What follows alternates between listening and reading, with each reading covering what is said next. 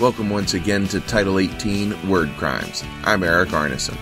On this episode, you'll hear The Biggest Myth by Tom Pitts, read by my partner in crime, public radio reporter Scott Detrow. Tom Pitts is a novelist, a short story writer, and an editor for Out of the Gutter Online's Flash Fiction Offensive. His first full-length novel, Hustle, was recently published by Snubnose Press.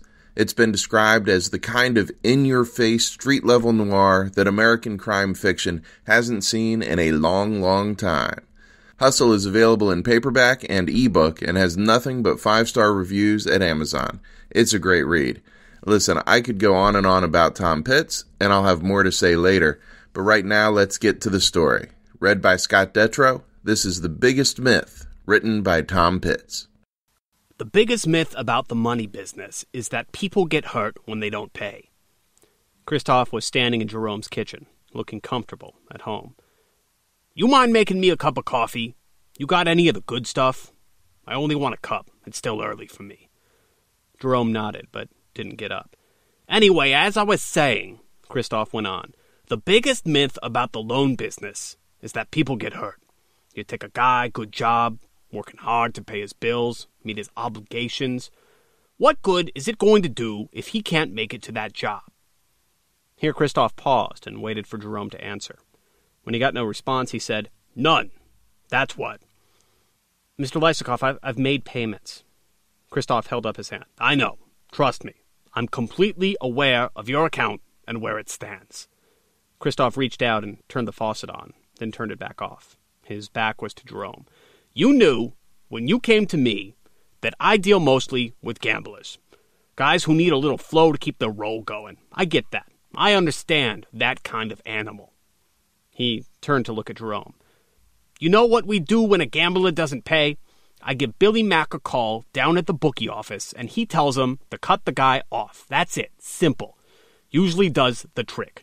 Because a guy wants to have a line down there. He's already underwater, so we can't use his credit cards for those websites on the island. He's got to keep things local. And believe me, he wants to keep playing. Christoph pulled out one of the chairs from the kitchen table and sat down across from Jerome. Thing usually writes itself. Jerome crossed his hands in front of him and kept his gaze locked on Christoph. He wanted to give him all his attention, his utmost respect. He was already nervous having the man in his kitchen.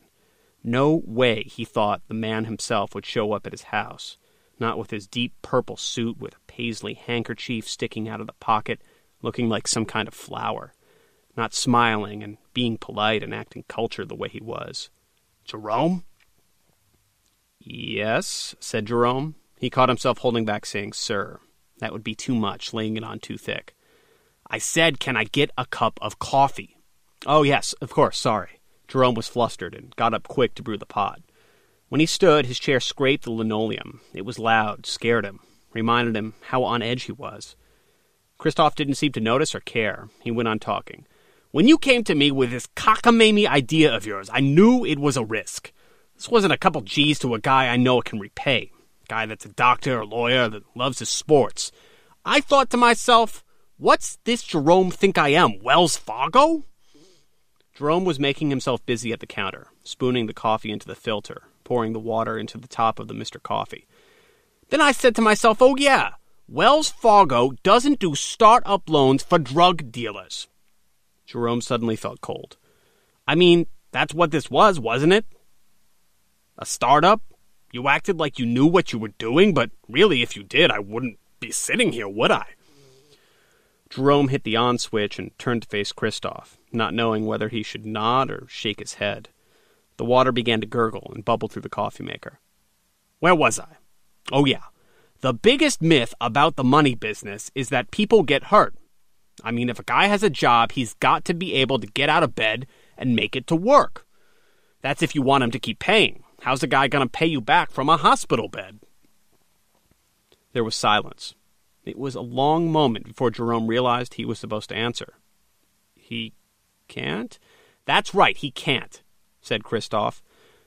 But that's a guy with a job. Christoph looked at the coffee pot to see how it was brewing. He inhaled deeply through his nostrils and let his lips curve into a soft smile. Smells wonderful. Can't beat that smell. Nothing better. He cleared his throat and went on.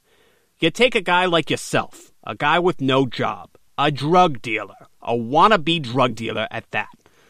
I think that's the kind of guy who doesn't want a job. That's the kind of guy who wants to cut corners. He doesn't want to get out of bed and earn his money every day. That kind of guy is a risk. Do you have real cream? Jerome didn't know what that meant, so he said, sorry? Real cream for the coffee. You have real cream? I don't take it with sugar, just cream. Jerome opened the fridge and pulled a small carton of half and half, making sure the expiration date was still a week off. He set it on the table, but kept standing, waiting for the coffee to finish. A guy like that is a risk. You understand what I'm telling you? Jerome quietly nodded. So when you came to me with this business idea, I said to myself, no, this is not a good idea. That was how long ago, Jerome? Jerome shrugged his shoulders. Maybe that's your problem. I didn't recognize it at the time, but you got no head for figures. You want to make it in business, you got to have a head for figures. It was 4 months and 3 weeks ago, Jerome. Jerome didn't like the way his name sounded when Christoph said it. 10,000 is a lot of money. It may not sound like it to you, but it is to me. Let's see now, 10,000 at 5 points. The first week you give me the 500. That buys you another week.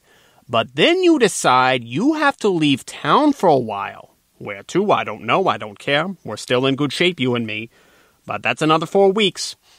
500 a week you're piling on. We're then at 12,000. You got to come up with 600 a week. Jerome was starting to feel dizzy. He sat down in the same chair as he had before. Christoph said, looks like the coffee's done. While Jerome got back up and took a ceramic cup from the cupboard, the math lesson continued. Again, you give me the points. You tell us some story about the deal getting fucked up and apologize to my man and give him the 6.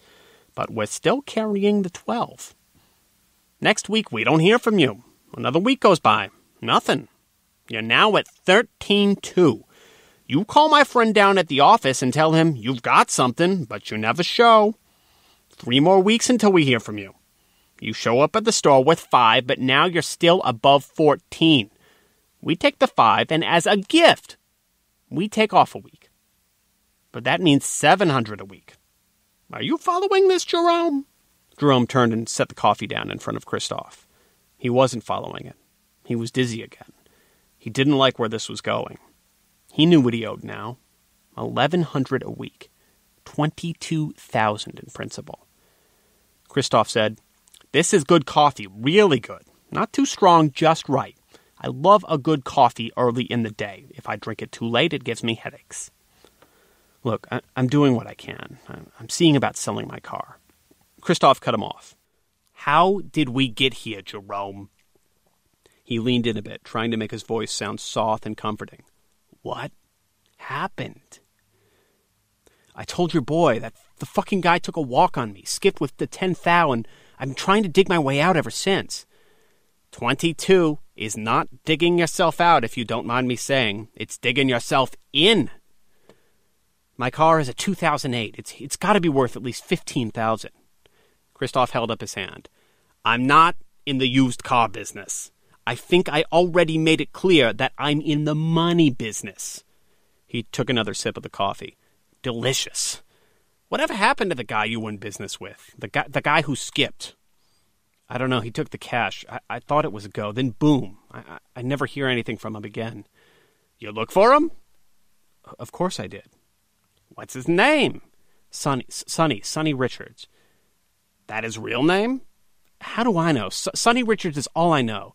He lives at 1437 McAllister, Upper Flat.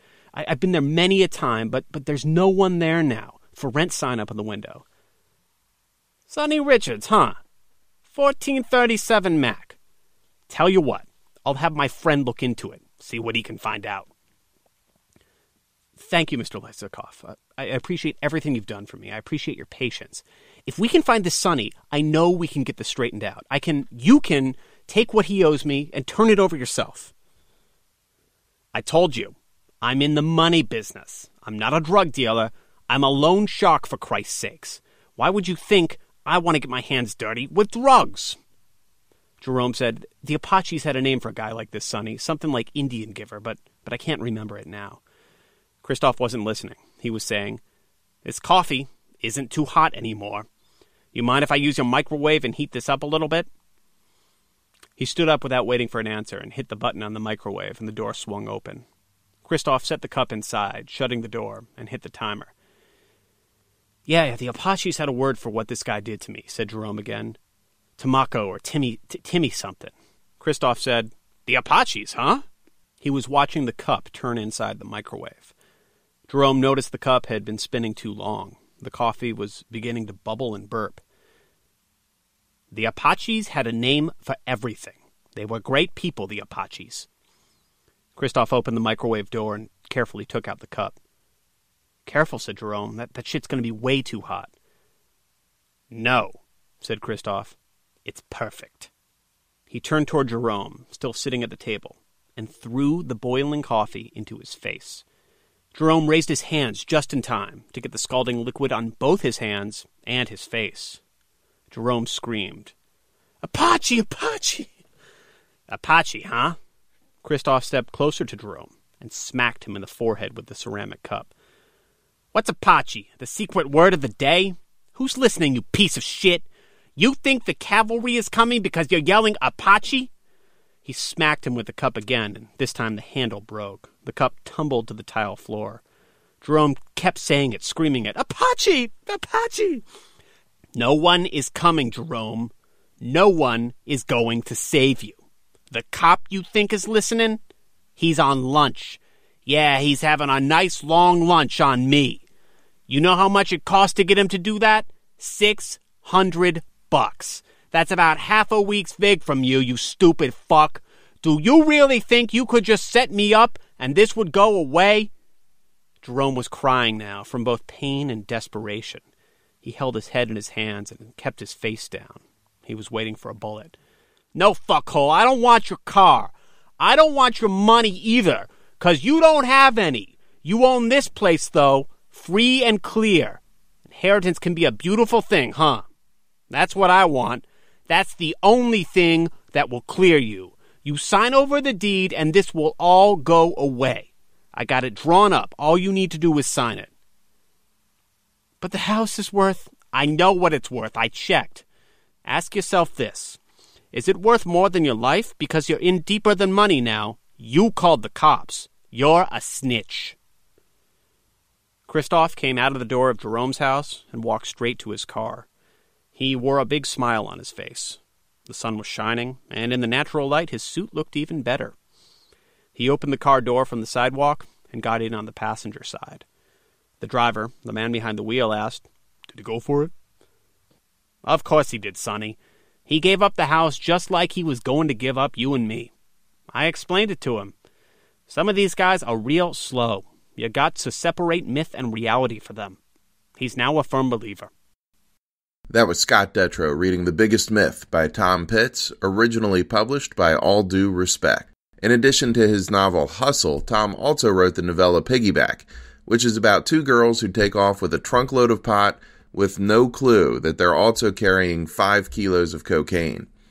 His short stories have appeared in many places, including the anthology Long Distance Drunks, a tribute to Charles Bukowski, and Otto Penzler's Quick Crimes, the latter of which also happens to feature one of my stories.